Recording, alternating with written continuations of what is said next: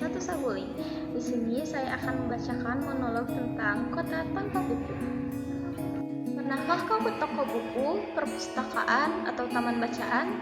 Tidakkah kau merasa istimewa ketika berada di dalamnya? Di sekelilingmu ada berbagai tokoh dari dunia nyata dan hayalan. Tempat yang pernah kau kunjungi dan yang belum. Informasi dan cerita dari masa lalu, masa kini, dan masa depan. Semua berpadu, semua berada dalam genggamanmu. Saat berada di antara buku, tidakkah kau merasa menjadi raja dan ratu? Ruang dan waktu seolah menyatu tanpa batas.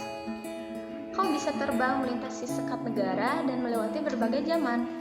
Kau bisa menyelam ke dalam samudera, melayang di angkasa, bercanda dengan aneka satwa, dan berkelana di tengah padatnya kota.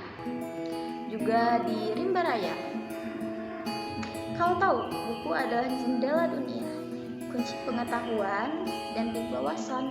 Muhammad Hatta, sang proklamator, berkata, "Aku rela dipenjara asalkan bersama buku, karena dengan buku aku bebas."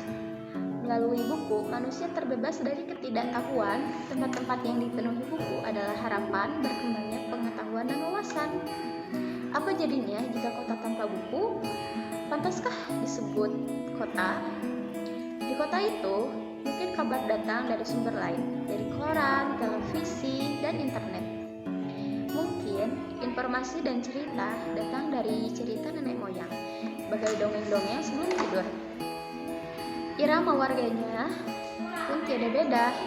Bangun pagi, bertebaran di muka bumi untuk berbagai keperluan, untuk kembali pulang siang atau sore harinya. Setelah itu, mereka berangkat, tidur, dan memulai lagi hari berikutnya. Semua serupa.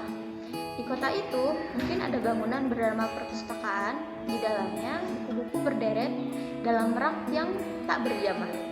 Tiada tangan yang meraih dan membuka halaman demi halaman dengan sukacita. Mungkin juga ada tumpukan buku di sudut-sudut sekolah yang sepi dan berseduh. Jarang dikunjungi, jarang dibaca. Buku-buku di sana teronggok tanpa nyawa. Bagaimana dengan kotamu? Mungkin kau tinggal di tengah kota yang megah, atau di gang sempit, di desa terkecil, di sisir pesisir, atau di kaki gunung.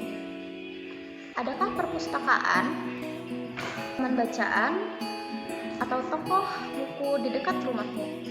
Jika ada, apakah tempat itu menjadi wadah sekumpulannya anak-anak dan warga? Menjadi pusat berkembangnya wawasan dan pengetahuan? Atau hanya menjadi perpajangan? Maukah kau menjadi orang yang menghidupkannya? Kau bisa mengunjungi dan mengajak teman-teman membaca dan berbagi cerita di sana. Jadikan tempat itu sumber pengembiraan dan pengetahuan.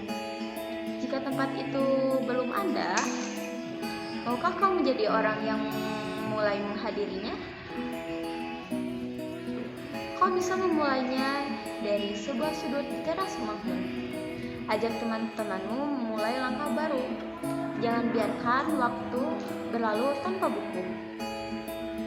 Siapapun dirimu, bersahabatlah dengan buku. Dia akan menjadi teman setiamu sepanjang waktu.